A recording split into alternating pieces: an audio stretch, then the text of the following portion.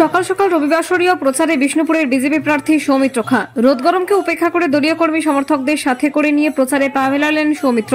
এদিন বিষ্ণুপুর লোকসভা কেন্দ্রের একটেশ্বর মন্দির থেকে পুজো দিয়ে তিনি তার প্রচার কর্মসূচি শুরু করলেন। বাবা একটেশ্বর মন্দিরে পুজো দিয়ে আমাদের নিত্যানন্দ পতিয়ারের নেতৃত্বে আমরা এখানে বেরোচ্ছি। বিজেপির মাটি শক্ত, বাঁকুড়া জেলায় বাঁকুড়া এবং বিষ্ণুপুর দুটো জায়গাতে বিজেপির মাটি শক্ত।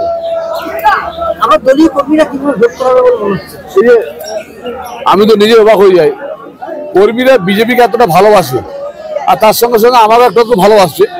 পুরোটাই নরেন্দ্র মোদীর কৃতিত্ব। আমি একটা কর্মী মাত্র, যেখানে আমাকে প্রার্থীর প্রতীকটা দেওয়া হয়েছে। রাজ্যপালের বিরুদ্ধে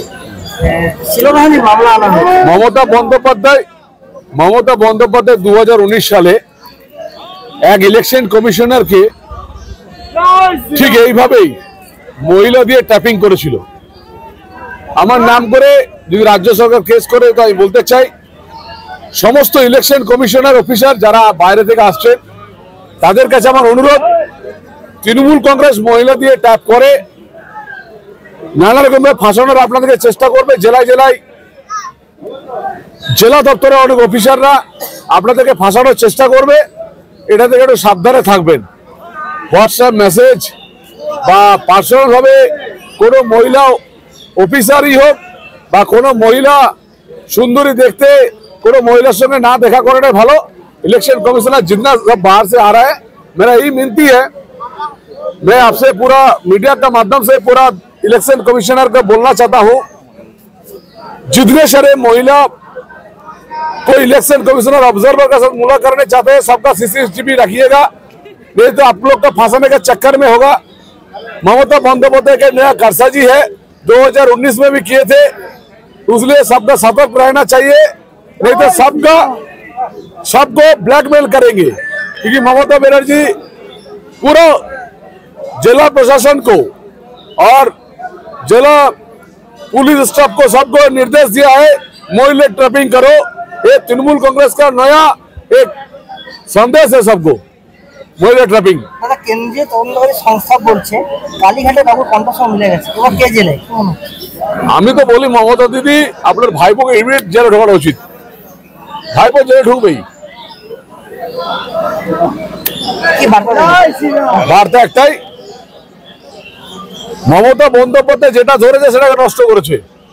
পশ্চিমবাংলার মহিলাদেরকে নিয়ে যে উনি ছেলে খেলা করছেন, আমি বলতে পারি সব মহিলারা সাবধানে থাকুন, নাহলে ঘরে ঘরে বিভেদ তৈরি করে দেবে, ঘরে ঘরে অশান্তি তৈরি করে দেবে। এ এমন যাকে ধরে সে নষ্ট হয়ে যায়। ভস্মাসুরের কাজ করছে তৃণমূল কংগ্রেস, ভস্মাসুর। মহিলাদেরকে ধরেছেন এখন সবাইকে, কৃষকদেরকে শেষ করেছেন, ছেলেদেরকে ভবিষ্যৎ শেষ করেছেন, এখন মহিলাদেরকে ধরেছেন। মহিলাদেরকে ধরে সমস্ত সংসারে ভস্মাসুরের মতো অভিশাপ দিয়ে দেবে।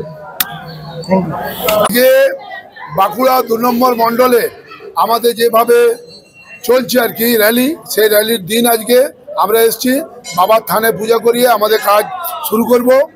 আমাদের প্রার্থী এখানে জিতার ব্যাপারে আমরা 100% স্যাঙ্গুইন, কারণ তার প্রতিদ্বন্দ্বী কেউ নেই। আর আপকি বার 400 পার, মোদিজি 400 পেরিয়ে ক্ষমতায় আসবেন সেই ব্যাপারে নিশ্চিত। আর বাঁকুড়া জেলা এবং পুরুলিয়া যে কাখর মাটিতে পদ্মফুল ফুটেছে, আমরা এই এলাকার 3টা লোকসভা সিট আমরা জিতব।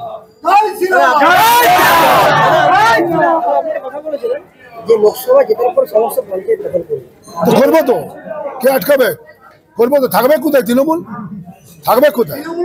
মনে আছে গতবারে লোকসভা জিতার পরে আমি 11টা পঞ্চায়েত দখল করেছিলাম কিনা?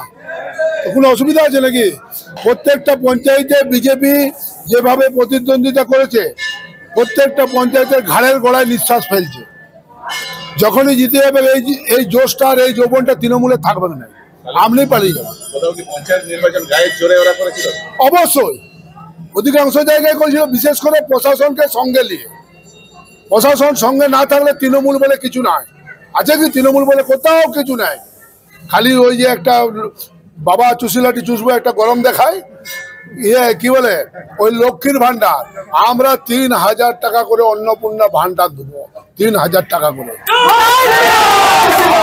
এই যে যারা বলছে না যে 1000 টাকা পাচ্ছি, তাদেরকে বলবো গত কয়েকদিন আগে পার ইউনিটে 2 টাকা করে মমতা ব্যানার্জি বাড়িতে 2 টাকা 22 পয়সা করে, মোট 1 ইউনিট বিদ্যুতের দাম হচ্ছে 9 টাকা 23 পয়সা, যেটা অন্যান্য রাজ্যে 5 টাকা 6 টাকা 4 টাকা, সেখানে হচ্ছে 9 টাকা 23 পয়সা। এইটাও যারা লক্ষ্মীর ভান্ডার পাচ্ছে তাদের চিন্তা করা দরকার।